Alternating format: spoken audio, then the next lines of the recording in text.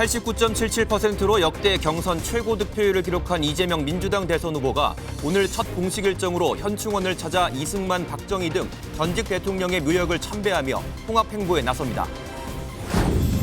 국민의힘은 오늘까지 2차 대선 경선 투표를 진행해 내일 후보를 2명으로 압축하는 가운데 4명의 후보 모두 자신이 이재명 후보를 꺾을 적임자라고 자처했습니다. 사이버 침해 피해가 발생한 SK텔레콤이 오늘 오전 10시부터 전국 2,600여 곳의 T월드 매장에서 유심 무료 교체 서비스를 시작합니다. 장례 미사 이튿날 이탈리아 로마 시내 산타마리아 마조레 대성전에 안치된 프란치스코 교황의 무덤이 일반에 처음 공개됐습니다. 시청자 여러분 안녕하십니까? 더불어민주당 제21대 대통령 선거 후보로 이재명 후보가 선출됐습니다.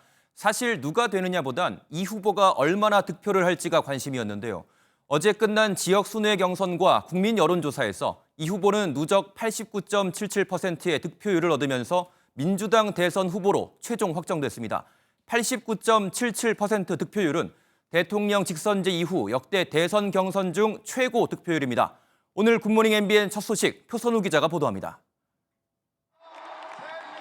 이재명 후보가 최종 득표율 89.77%로 더불어민주당 제21대 대선 최종 후보로 선출됐습니다. 앞선 3개 권역 경선까지 90%에 육박한 득표율을 기록했던 이 후보는 수도권과 강원, 제주 지역 경선에선 91.54%를 얻었고 일반 국민 여론조사 역시 이 후보가 89.21%로 압승을 거두면서 최종 1위에 안착했습니다. 지난 대선 경선에선 50.29%, 절반 턱걸이로 선출됐던 때와 달리 이번엔 압도적 지지를 받았습니다. 수락연설에서 감사를 표한 이 후보는 지난 대선 패배를 언급하며 죄송하다고 거듭 사과하고 이번엔 반드시 승리하겠다고 외쳤습니다. 내란의 아픔을 이겨내고 다시 꿈과 희망이 넘치는 진짜 대한민국으로 나아갈 준비 여러분은 되셨습니까? 민주당의 명령, 국민의 명령을 받아 반드시 승리하겠습니다. 또 김경수, 김동연 두 후보를 언급하고 원팀으로 승리하겠다며 통합도 강조했습니다. 김경수 후보는 최종 3.36%를, 김동연 후보는 6.87%로 모두 한 자릿수에 그쳤는데 두 후보는 결과에 승복하며 이 후보를 돕겠다는 뜻을 내비쳤습니다. 우리 모두는 한 팀입니다. 선출될 민주당의 대선 후보를 중심으로 반드시 압도적인 정권 교체를 만들어냅시다. 압도적 정권 교체를 위해 더 크게 힘을 모읍시다. 저 김동연 4기 민주정부의 성공을 위해 있는 힘을 다하겠습니다. 민주당은 이제 이재명 대선 후보 체제로 전환해 중도층 외연 확장을 위한 공약 발굴 등 본선 준비에 속도를 낼 것으로 보입니다. MBN 뉴스 표선우입니다. 이재명 더불어민주당 대선 후보의 통합 의지가 말뿐이 아닌 행동으로도 이어질지 관심이죠. 이 후보는 오늘 현충원 참배로 공식 일정을 시작하는데요. 민주당에서 그간 논란이 끊이지 않았던 이승만, 박정희 전 대통령의 묘역도 참배할 예정입니다. 이어서 이병주 기자의 보도입니다. 이재명 민주당 대선 후보는 어제 후보 수락 연설에서 고 노무현 전 대통령의 말을 인용하며 통합 의지를 강조했습니다. 통합이라는 단어를 14번 썼는데 위기나 내란이라는 말보다 많았습니다. 내란 종식을 위한 정권 교체를 주장해온 이 후보가 보수 진영의 반 이재명 정서에 맞서 국민 통합이라는 가치를 전면에 내세운 겁니다. 최대한 넓게 친소관계 구분 없이 실력 중심으로 사람을 쓰겠다는 말씀을 다시 한번 드립니다. 후보 선출 뒤 첫 공식 일정도 통합에 방점을 찍었습니다. 이 후보는 오늘 오전 국립 서울현충원을 찾는데 민주당 관계자는 이 후보가 이승만, 박정희, 김영삼, 김대중 전 대통령의 묘역을 모두 참배할 예정이라고 밝혔습니다. 그간 민주당에서는 이승만, 박정희 전 대통령 참배 문제가 계속 논쟁이 됐는데 이념을 떠나 국민 통합의 진정성을 보여주려는 의도로 풀이됩니다. 오후에는 경제 행보 일환으로 SK 하이닉스를 찾아 이 후보가 미래 먹거리로 강조해온 AI 관련 간담회를 진행합니다. 원내 제1당의 공식 대선 후보가 된 만큼 이 후보가 받는 신변보호 조치도 국무총리급 경호로 강화될 전망입니다. MBN 뉴스 이병주입니다. 국민의힘 소식으로 이어갑니다. 국민의힘 대선 경선 후보 4명은 모두 자신이 이재명 민주당 후보를 이길 적임자라고 호소하고 있습니다. 어제 시작된 국민의힘 2차 경선은 여론조사 100%였던 1차 때와는 다르게 당원 비율이 50%이기 때문에 당심이 중요해졌는데요. 첫날 당원 선거인단 투표율은 42%를 넘긴 것으로 집계됐고 결과는 내일 발표됩니다. 황재헌 기자가 보도합니다.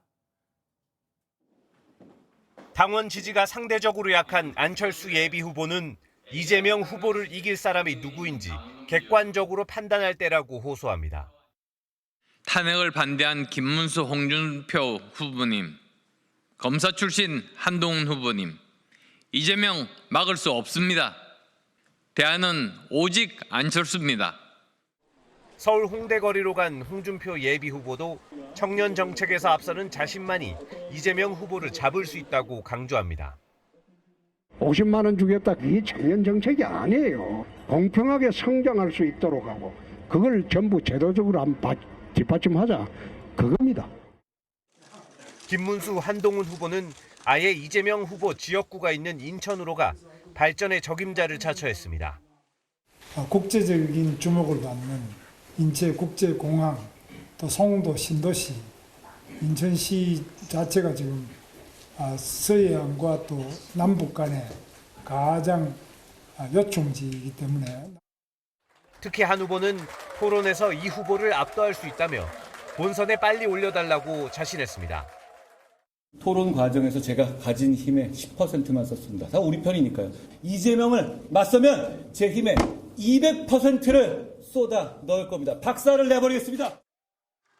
국민의힘은 어제부터 이틀간 2차 경선 투표를 진행하고 있습니다. 당원 50%, 국민 여론조사 50%를 반영해 결과를 내일 발표하는데 과반 득표자가 나오면 바로 대선 후보를 확정하고 안 나오면 상위 2명이 최종 경선에 돌입합니다. MBN 뉴스 황전입니다. 국민의힘 예비 후보들은 한덕수 대통령 권한대행의 대선 출마를 사실상 상수로 보고 단일화 필요성은 물론 구체적인 단일화 방식까지 제시하고 있습니다. 한 대행과의 단일화 가능성을 강조하는 후보들의 속내는 뭘까요? 보도에 이기종 기자입니다. 김문수 후보는 처음부터 한덕수 권한대행과의 단일화를 주장한 건 자신이었다고 강조했습니다. 경선 초반부터 흔들림 없이 단일화를 주장한 후보로서 제가 즉시 찾아뵙고 신속하고 공정한 단일화를 성사시킬 것입니다. 김 후보는 이재명 후보를 반대하는 모든 세력과 힘을 모으겠다고 말했습니다. 안철수 후보는 기자회견을 열어 한 대행에게 관세 협상과 대선 관리에 집중하라면서도 결단한다면 객관적인 단일화가 필요하다고 말했습니다. 이재명 대 한덕수 또 이재명 대 우리 후보 이렇게 1대1로 대결시키는 게 그게 제일 좋은 방법이라고 저는 생각합니다. 한동훈 후보는 단일화 방식을 언급하진 않았지만 가능성을 열어뒀습니다. 아이디어를 막 내는 것 자체가 우리의 역동성 중에 하나다라고 생각합니다. 여기서 선출하는 후보가 보수 진영을 대표해서 이재명과 싸우게 될 겁니다. 홍준표 후보는 단일화 토론 2번과 원샷 국민 경선을 하자며 구체적 방안을 제시했습니다. 자신이 후보가 되지 않더라도 이재명 후보를 잡을 수 있는 길이라면 흔쾌히 택하겠다고 말했습니다. 그런데 가만히 생각해 보니까 한덕수를 뛰어넘지 못하고 어떻게 이재명을 잡을 수 있겠는가? 후보들의 이 같은 발언은 한 대행의 출마를 원하는 당심과 민심에 호응해 경선 경쟁력을 높이는 한편 앞으로 단일화 협상에서 주도권을 잡으려는 거란 분석입니다. MBN 뉴스 이기종입니다. 국민의힘 대선 주자들의 잇따른 한덕수 대행 러브콜에 더불어민주당은 어김없이 날선 비판을 쏟아냈습니다. 윤석열 전 대통령 시즌2를 꿈꾸는 거냐고 지적하면서 내란 총리, 내란 대행과 함께하면 국민이 단죄할 것이라고 경고했습니다. 권용범 기자가 보도합니다. 침묵을 이어가던 한덕수 대통령 권한대행의 대선 출마 선언이 가시화하자 잇따라 러브콜을 보낸 국민의힘 대선 주자들. 국민의힘 내부에서 한 권한대행과의 단일화 얘기까지 계속 나오자 더불어민주당은 국민에 대한 모독이라고 비판했습니다. 한 여론조사에서 한 권한대행의 대선 출마 반대 의견은 찬성 23%보다 약 3배 많은 70%에 달하는 걸로 나타나는데 이 같은 결과에도 한 권한대행을 계속 끌어안겠다는 건 비상식적인 발상이란 겁니다. 이를 두고 윤석열 시즌2를 꿈꾸는 거냐고 꼬집으며 국민이 내란 정당 국민의힘을 단죄할 것이라고 경고했습니다. 국민의힘은 부끄럼도 없는 대권 행보로 국민을 조롱하는 한덕수 권한대행의 입만 바라보느라 정작 국민의 목소리는 들리지 않습니까? 이재명 더불어민주당 대선 후보에 맞선 한 권한대행의 대망론 역시 출마와 함께 매서운 민심을 만나서 크게 망할 것이라고 여론전에 나섰습니다. 민주당의 공세가 한 권한대행의 영향력을 더 크게 만들고 있다는 지적도 나오는 가운데 한 권한대행이 본격 대권 행보에 나서면 한덕수 때리기 수위 역시 더 거세질 전망입니다. MBN 뉴스 권용범입니다. 네, 국회에 출입하는 김지영 기자와 양 당의 경선 상황 좀 더 자세히 살펴보겠습니다. 어서 오세요. 네, 김 기자, 일단 민주당 경선 얘기부터 좀 해보죠. 예상대로 이재명 더불어민주당 이 후보가 최종 대선 후보로 선출이 됐습니다. 근데 그 전부터 사실 이재명 대관식이다라는 말이 있을 정도였고 결국은 예상대로 압도적인 결과가 나왔습니다. 이 함께 완주했던 다른 후보들의 반응, 입장 좀 어떻습니까? 네, 이재명 후보 1강 속에서 끝까지 경선을 완주한 그 김경수, 김동연 두 후보 모두 정권 교체에 힘이 되겠다고 밝혔습니다. 예. 사실상 이 후보와 원팀이 되겠다는 의미로 해석되는데요. 김경수 전 경남지사는 SNS에 김경수의 꿈이 이재명의 꿈이다라는 제목으로 이재명 후보의 당선, 민주당의 승리, 압도적 정권 교체를 위해 재선거처럼 뛰겠다고 적었습니다. 3위에 머무르긴 했지만 김 전 지사 측은 3년 4개월간의 정치적 공백을 단번에 메웠다고 평가했습니다. 이 후보 대세론에 반기를 들었던 김동연 경기지사 역시 압도적 정권 교체를 위해 온심을 다하겠다고 썼습니다. 2위를 한 김 지사 측은 경선에 참여하지 않았다면 민주당 경선은 파행됐을 것이라며 정책으로 존재감을 부각했다는 남는 장사였다고 자평했습니다. 네, 그런데 이재명 후보가 진보당 후보에게 사과를 하는 일도 있었다고요. 네, 보수 진보 진영 후보 간의 연대를 묻는 질문에 그 과정에서 생긴 해프닝입니다. 취재진이 김재현 진보당 대선 후보와의 연대 가능성을 묻자 이 후보는 진보당이든 보수당이든 관계없이 내란 극복을 위해 힘을 합쳐야 한다고 말했습니다. 예. 그런데 답변 과정에서 진보당 후보가 있느냐고 되물으면서 사과한 겁니다. 진보당의 후보도 없는데 뭔 단일화를 하겠습니까? 진보당 후보 있어요? 네, 김재현 후보. 후보는 죄송합니다. 그럼 네. 미안합니다. 그 진보당의 후보가 있는 걸 제가 잘 몰랐네요. 이재명 후보가 이 보수 측의 유력한 그 대권 주자로 지금 계속 거론되고 있는 한덕수 대통령 권한 대행을 비판했다는 말도 있다고요. 네, 이 후보는 이 한덕수 대행을요 심판하고 계신 분이라고 칭하면서 국민의힘 경선 참여 가능성에 의문을 드러냈습니다. 심판을 하고 계신 분이 끊임없이 선수로 뛰기 위해서 기회를 노리는 거 아닌가, 그런 의문을 국민들이 갖고 계신데, 특히 한 대행이 마은혁 헌법재판관을 임명하지 않았던 점을 짚으며 헌법 파괴 행위, 사실상 내란 행위라고도 지적했습니다.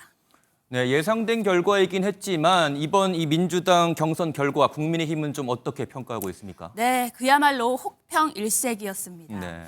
국민의힘은 민주당 경선을 아버지 이재명 후보 추대식이라고 평가절하했습니다. 서지영 국민의힘 원내대변인은 이재명 초1급 유일체제를 확인하듯 경쟁, 검증, 관심 모두 없었던 산무 전당대회라고 비판했습니다. 예. 또 김경수 전 지사와 김동연 지사를 겨냥해서는 착한 들러리였다고 꼬집었습니다. 신동욱 수석 대변인은 남은 건 온갖 리스크뿐으로 더욱 리스크가 짙어졌다면서 선거법 사건 판결을 대선 전에 신속히 내려야 한다고 사법 리스크를 부각했습니다. 네, 국힘 경선 얘기도 좀 해보겠습니다. 내일 이 결선에 오를 2명의 후보가 결정이 되겠죠. 그동안 한덕수 대행과는 이 단일화 얘기가 계속해서 좀 나오고 있는데 후보들이요. 한덕수 대행과 이제 직접 만나겠다 이런 말까지 좀 나오고 있습니다. 네, 왜냐하면 아직 경선을 관망하는 원내 의원들이 정말 상당수거든요. 예. 그래서 그 대다수가 또 이번 대선에서 한 대행의 역할을 기대하고 있습니다. 이런 점에서 한 대행과의 투샷을 누가 먼저 만들어내느냐, 누가 단일화에 가장 적극적이냐 이런 점을 부각할 수밖에 없습니다. 후보들은 결선에 진출하면 바로 한 대행과의 만남을 추진할 것이라고 말했는데요. 실제 중립 성향 의원 여러 명과 이야기해보니 지금은 대한민국을 위해 한 대행이 필요하다는 의견이 상당했습니다. 네. 지금은 후보들 메시지를 살펴보고 결선에서 나라를 생각하는 후보로 마음을 정할 것이라고 말했습니다. 네, 대선 최종 후보가 결정될 때까지 한 대행의 거취는 계속 변수가 될 것 같습니다. 김 기자 잘 들었습니다. 성인 게임장에서 게임을 하다가 직원과 말다툼을 벌인 뒤 흉기를 휘두른 남성이 경찰에 붙잡혔습니다. 술에 취했으니 나가달라는 게임장 직원의 말에 남성은 집으로 돌아갔지만 다시 돌아와 범행을 저질렀고 살인미수 혐의로 현행범 체포됐습니다. 장덕진 기자가 보도합니다. 서울 중랑구의 한 골목길로 경찰차가 들어가고 잠시 뒤 경광등을 켠 구급차도 보입니다. 60대 남성이 게임장에서 직원에게 흉기를 휘둘렀습니다. 손님이 가게 직원 부장을 갖다 찔렀다는 내용이에요. 구급에서 구급차만 나가가지고. 남성은 흉기를 휘두르기 2시간 전 게임장 직원과 다툼을 벌였는데 술에 취한 상태로 1,000원짜리 지폐가 기계에 들어가지 않는다며 행패를 부리다 경찰이 출동하자 집으로 돌아갔습니다.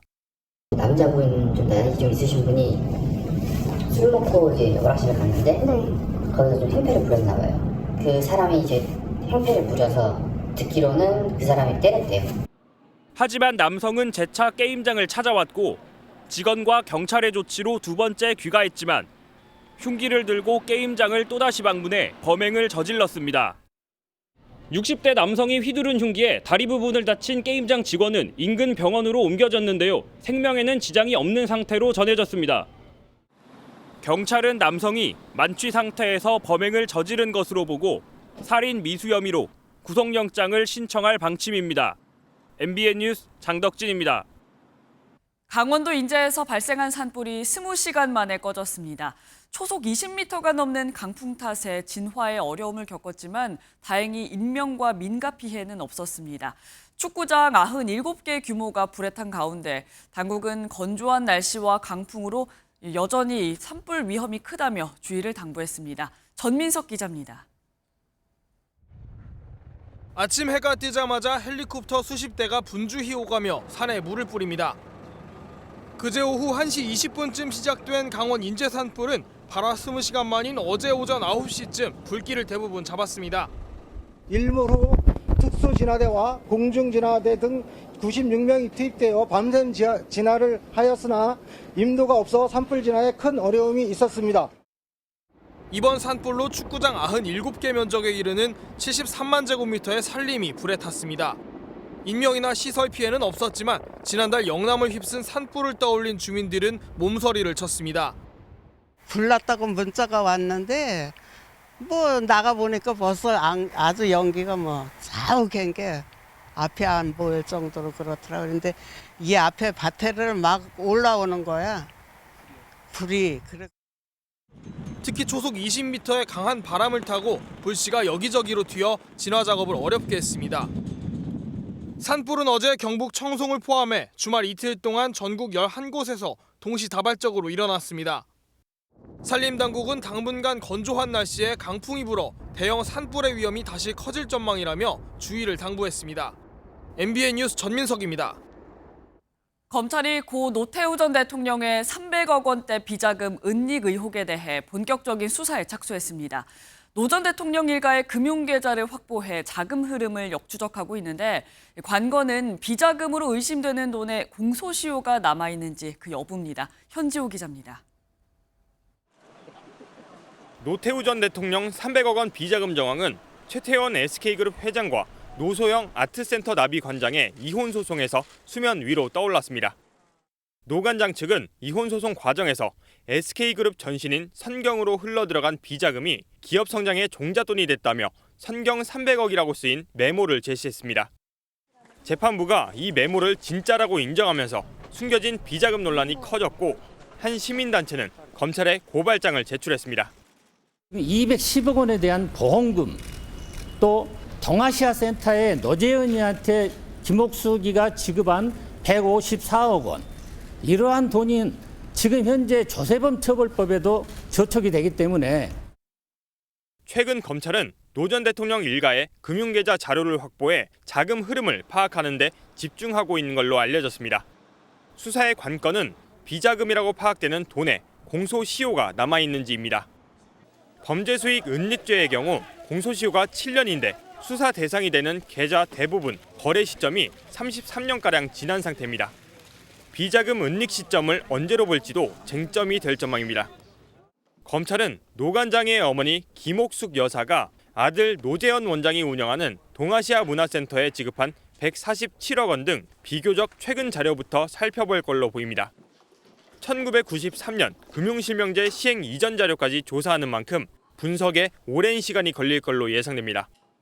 비자금의 성격을 파악하기 위해 노 관장 등 노 전 대통령 일가에 대한 직접 조사도 불가피해 보입니다. MBN 뉴스 현주호입니다. 캐나다 밴쿠버에서 열린 축제에서 차량이 시민들을 향해 돌진해 최소 11명이 숨지고 수십 명이 다쳤습니다. 목격자들은 차량 운전자가 시민들을 향해 차를 몰았다고 증언했는데 당국은 구체적인 범행 동기를 파악하고 있습니다. 심동욱 기자가 보도합니다. 경찰차와 구급차 수십 대가 사고 현장에 긴급 출동했습니다. 구급대원들은 시민들을 들것으로 실어 나르고 부상자를 병원으로 실어 나르는 차량 행렬도 끝없이 이어집니다. 현지 시각 26일 저녁 캐나다 밴쿠버에서 열린 축제 현장에서 차량이 군중을 향해 돌진하는 사고가 발생했습니다. 이 사고로 최소 11명이 숨지고 수십 명의 시민이 다친 것으로 파악됐습니다. He just pushed the gas all the way through the whole block right there, crashing into like everyone in his way. I heard like a bunch of like crashing and stuff.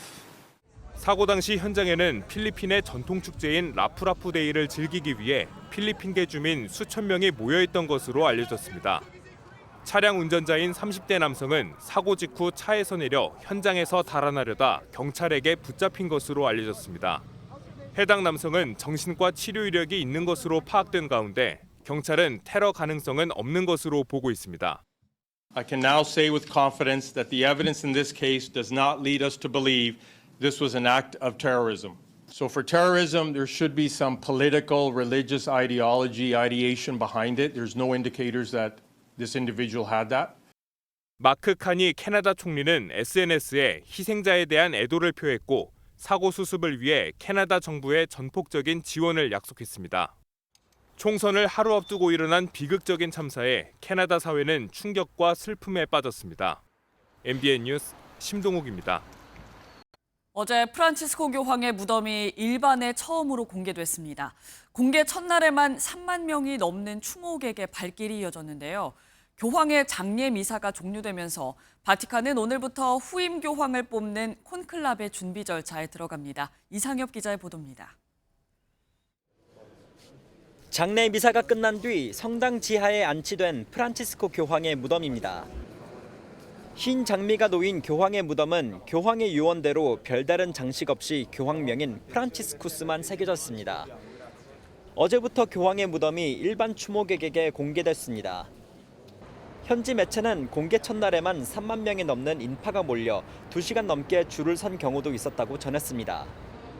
Well, I feel like it's exactly in the way how was the Pope. So he was simple, and so it's his place now.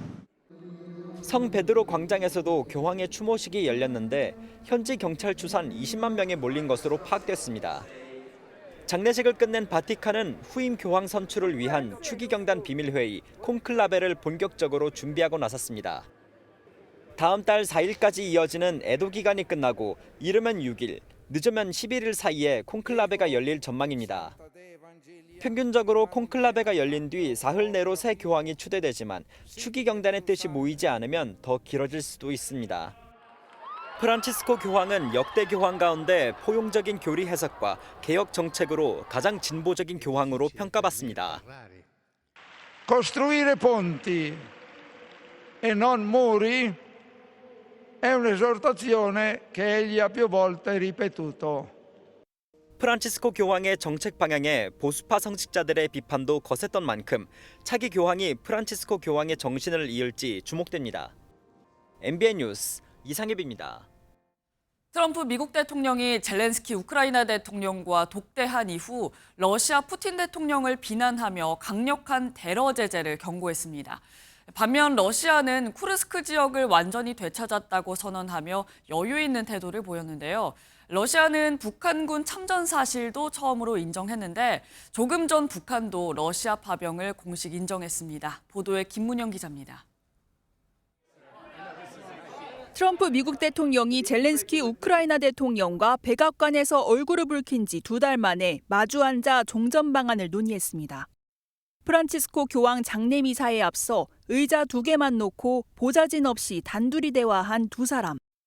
회동 직후 젤렌스키 대통령은 완전한 정전 방안을 논의했다며 만족감을 드러냈습니다.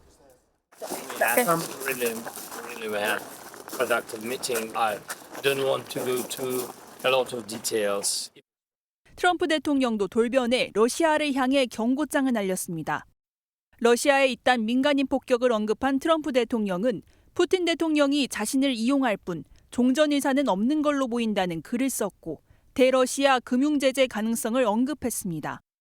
프랑스와 영국 정상도 푸틴 대통령은 평화를 원하는지 증명하라며 러시아를 압박했습니다. 하지만 러시아는 쿠르스크 해방작전을 완료했다며 오히려 전세 우위를 과시했고 북한군 참전 사실도 처음으로 공식 ин정했습니다. Корейской Народно-Демократической Республики, которая в соответствии с договором о всеобъемлющем стратегическом партнерстве между нашими странами оказали значительную помощь. 우크라이나군이 러시아의 쿠르스크 탈환 주장을 반박하고 나선 가운데 일부 외신은 트럼프 대통령이 러시아의 시간 끌기 작전에 당했다고 분석했습니다. MBN 뉴스 김문영입니다.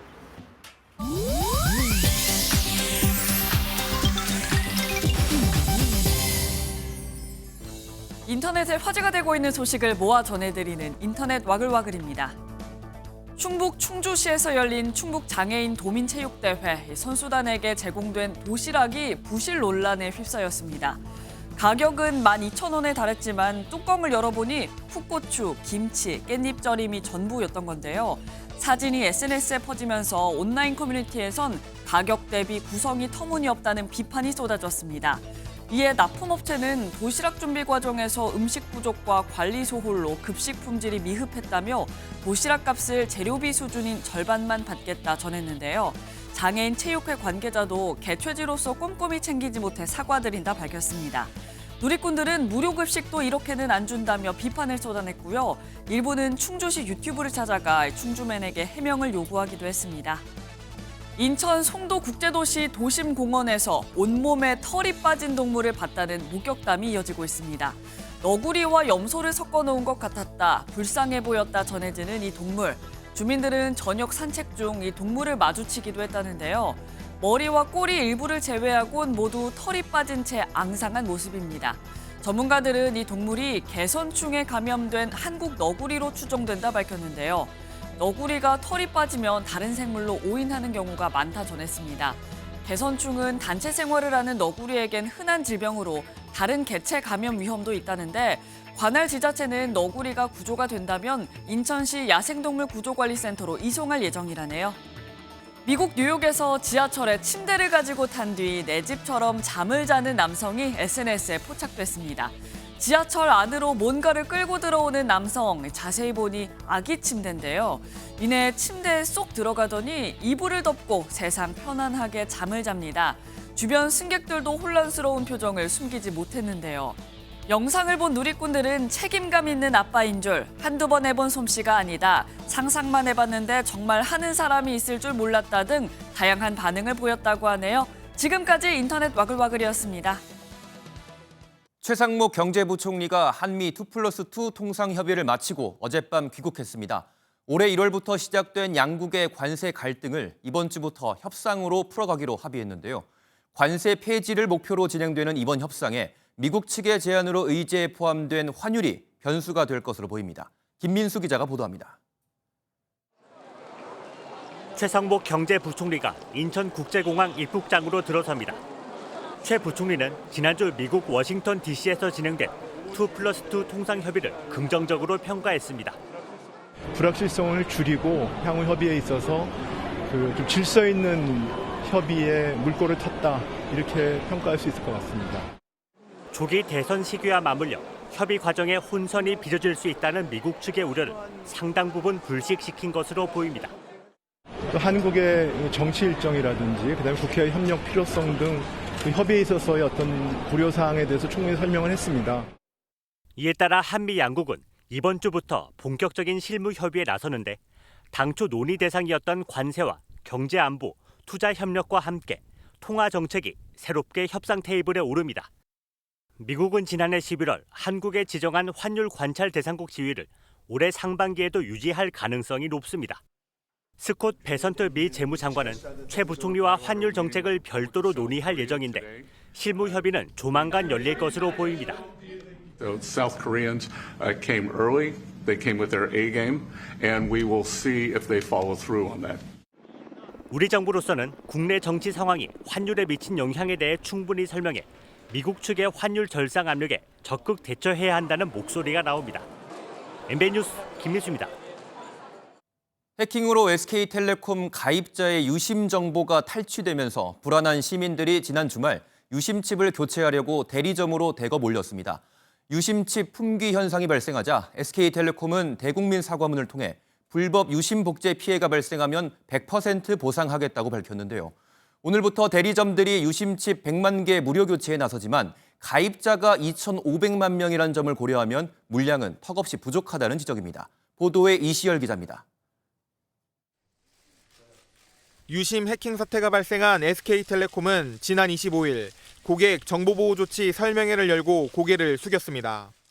고객 여러분과 사회에 큰 불편과 심려를 끼쳐드린 점에 대해 진심으로 사과의 말씀을 드립니다. 이에 SK텔레콤은 오늘 오전 10시부터 전국 2,600여 곳의 대리점에서 이용자들을 대상으로 유심 무료 교체에 나섭니다.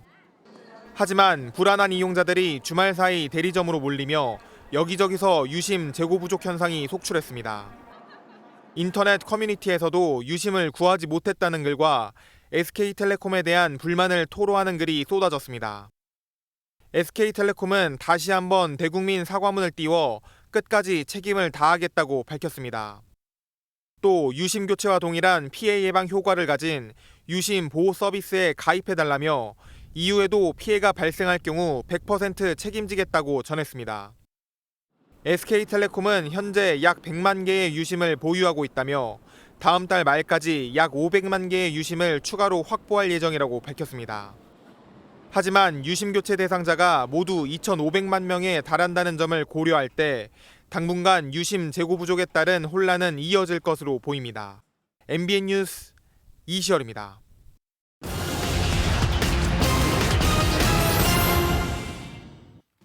오늘의 굿모닝 경제입니다. 최근 농산물의 봄철 출하량이 늘면서 농산물 가격이 전반적으로 안정세를 보이고 있습니다. 대파는 1kg에 1,240원, 배추는 1kg에 14,920원이고 다음 달부터 본격적으로 시장에 나오는 참외와 수박도 작년 같은 기간보다 가격이 내려갔습니다. 앞으로 주말이나 공휴일에 기차가 출발하기 직전에 표를 환불하면 취소 수수료인 위약금이 2배로 높아집니다. 위약금은 당일 출발 3시간 전부터 출발 후 20분까지 현행 기준보다 모두 2배씩 높아지는데 새 위약금 기준은 오는 5월 28일부터 적용됩니다. 올 1분기 서울 아파트 거래량이 4년 만에 가장 많았던 것으로 나타났습니다. 지난 1월부터 3월까지 서울 아파트 거래량은 19,000여 건으로 특히 서울시가 토지거래 허가제를 약 한 달간 해제했던 2월은 6,441건, 3월은 9,511건으로 급증세를 나타냈습니다.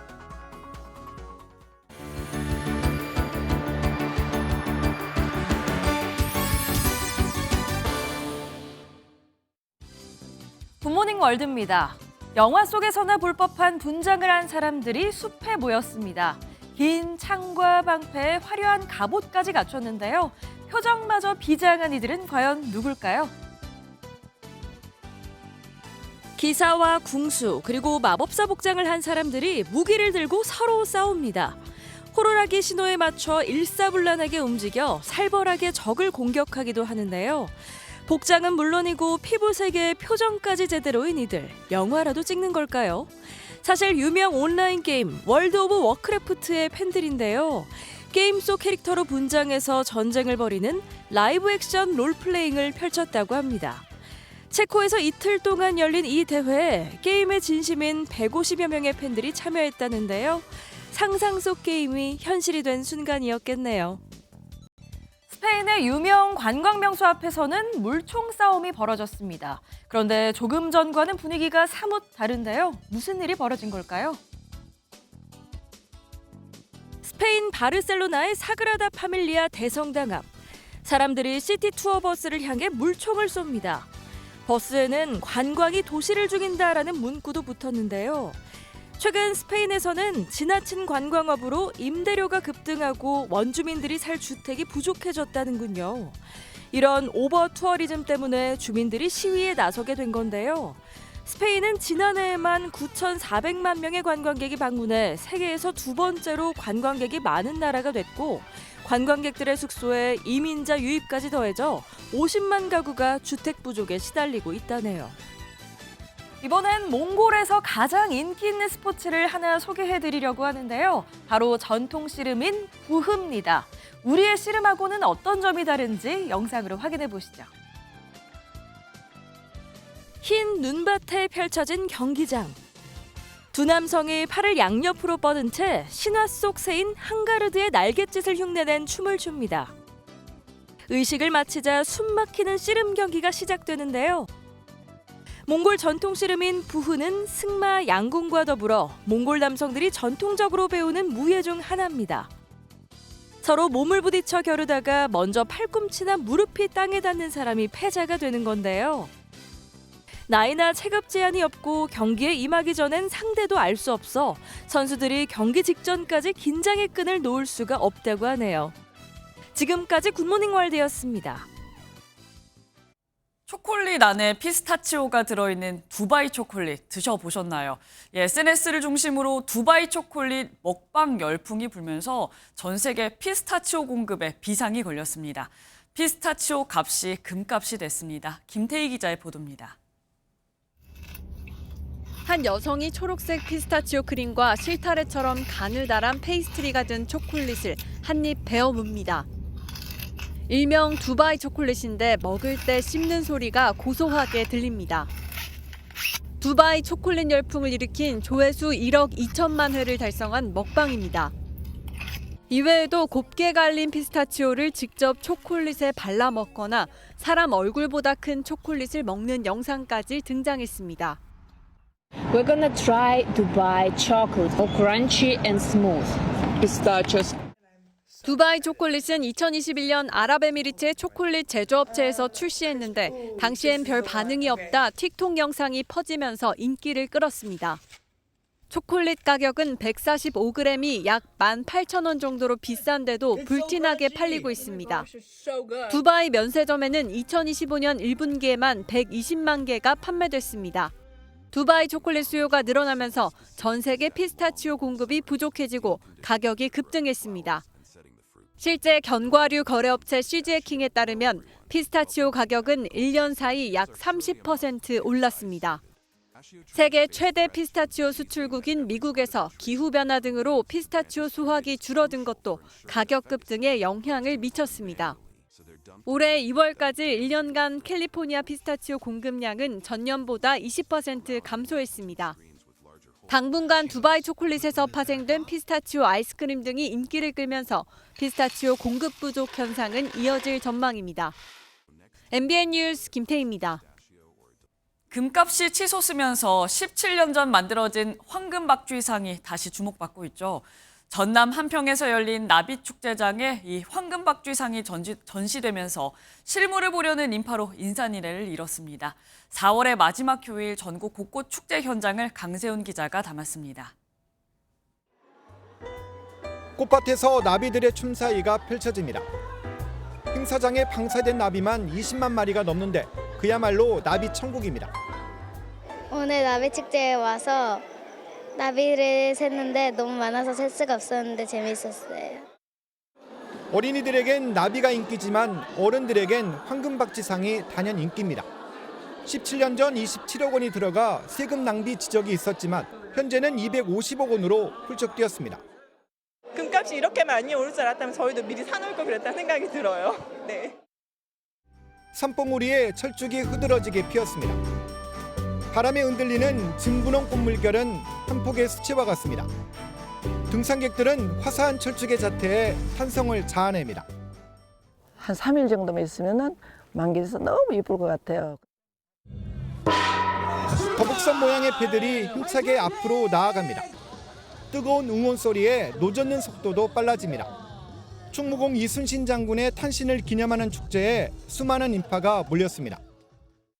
마음껏 즐겨야죠. 이번에 규모가 좀 큰 것 같아서 개인적으로 되게 마음에 들고. 시민들은 자연과 도심에서 저마다의 방식으로 얼마 남지 않은 봄을 즐겼습니다. MBN 뉴스 강세훈입니다. 컴퓨터 키보드를 치다가 손이 저려서 도저히 안 되겠다고 느낀 적 있으신가요? 손목 터널 증후군 때문일 수 있습니다. 손목 안쪽에 생긴 염증이 신경을 누르는 건데요. 자세가 전반적으로 좋지 않은 일자목 환자가 특히 취약합니다. 한범수 기자가 자세히 전해드립니다. 키보드나 마우스 작업, 요리나 청소 등 일상적인 활동 중 손저림을 느낀다는 환자가 적지 않습니다. 이른바 손목 터널 증후군을 앓는 겁니다. 마우스로 계속 움직이는 일을 하니까 조금 아픔을 쉬면서 작업을 하고 있어요. 이 질환은 손목이 반복적으로 꺾이면서 피부 아래 수근관이 좁아지고 그 안을 지나는 힘줄과 신경이 압박될 때 발생합니다. 하나의 신경으로 연결된 엄지부터 약지까지 부위에서 증상이 나타납니다. 상태가 나빠지면 단순히 저린 정도를 넘어서 손을 쥐고 펴는 기본적인 동작마저 힘들어질 수 있습니다. 치료 과정에서 소염제나 스테로이드 주사, 침이나 부항 등이 활용되는데 인대 절제 수술처럼 회복 기간에 다소 부담이 있는 치료법이 필요하기도 합니다. 따라서 애초에 증상이 생기지 않도록 관리가 요구됩니다. 예방하기 위해서는 이 손목에 걸린 압력을 줄이기 위해서 손목 보호대를 착용할 수 있고요. 쭉 손을 펴주는 스트레칭을 많이 해주면 좋습니다. 전문가들은 일자목 환자가 손목 터널 증후군에 더욱 취약하다고 말합니다. 가슴이 말려 있고 등이 구부정한 신체 구조상 손목에 가해지는 압력도 커질 수밖에 없다는 겁니다. 그렇기에 전체적으로 바른 자세를 유지하는 게 손목 건강을 회복하는 데도 도움이 될 수 있습니다. MBN 뉴스 한범수입니다. 이란의 최대 규모 항구에서 발생한 폭발 사고에 따른 인명피해가 눈덩이처럼 불어나고 있습니다. 최소 40명이 숨지고 1,000명 넘게 다친 것으로 집계된 가운데 이란 당국은 강풍 등의 영향으로 진화와 인명구조에 난항을 겪고 있습니다. 날이 다시 건조해졌습니다. 전국의 산불 위기경보가 경계 단계를 보이고 있는 가운데 서울과 강원 영동, 충북과 영남 지방으로는 건조주의보가, 대구를 비롯한 일부 경북 동해안으로는 건조경보가 발효 중입니다. 여기에 바람도 강하게 불겠습니다. 전국 대부분 지역에 초속 15m 안팎의 순간 돌풍이 불어들겠는데요. 추가 산불이 발생하지 않도록 작은 불씨도 잘 살펴주셔야겠습니다. 이번 한 주 동안 기온은 평년과 비슷해서 이맘때 봄 날씨가 이어지겠는데요. 모레인 수요일에는 서울 한낮 기온이 25도 안팎까지 올라서 초여름처럼 덥겠습니다. 이 시각 현재 기온 보시면 서울이 10.6도, 청주가 12도, 대구 13도로 출발하고 있고요. 한낮 기온은 서울이 20도, 전주와 광주 22도, 대구 24도까지 올라서 아침과 낮의 기온차가 크겠습니다. 5월의 첫날인 오는 목요일 오후부터 금요일 오전까지 전국에 비가 내릴 전망입니다. 내셨습니다. 저희는 내일 아침 7시에 더 알찬 소식으로 찾아오겠습니다. 굿모닝 MBN 마칩니다. 시청해주신 여러분 고맙습니다.